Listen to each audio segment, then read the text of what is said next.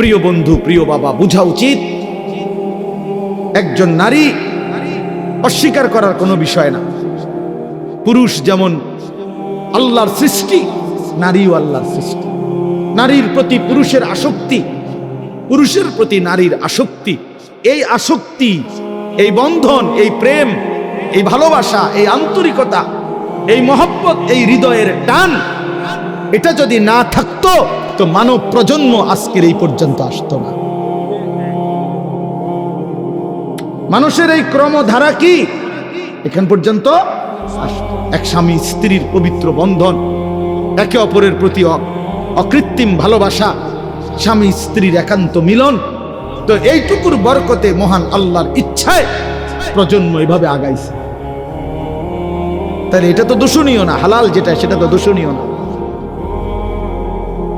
রাসূলুল্লাহ সাল্লাল্লাহু আলাইহি ওয়াসাল্লাম বলছেন, পবিত্র স্ত্রী তার মুখে যদি কেউ খাবারের লোকমা তুলে দেয়, হাত্তা লোকমাতা ফি ফি ইমরাতিহি, নবীজি বলছেন কেউ যদি তার হালাল স্ত্রীর মুখে এক লোকমা খাবার, একটা রুটি, সামান্য একটু খাবারও তুলে দেয়, আল্লাহ রাসূল সাল্লাল্লাহু আলাইহি ওয়াসাল্লাম বলছেন আল্লাহ তাআলা তাকে আল্লাহর রাস্তায় সাদাকা করার সওয়াব দান করেন।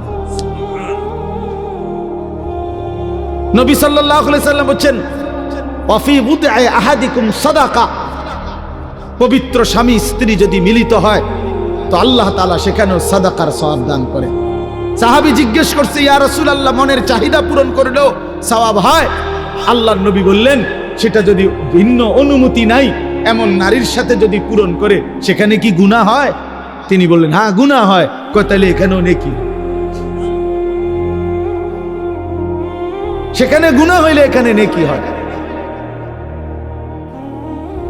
এজন্য বন্ধু, আল্লাহ তাআলা প্রত্যেক নিষিদ্ধ বিষয়ের বিপরীতে বৈধ হালাল পন্থা আল্লাহ রাখছেন।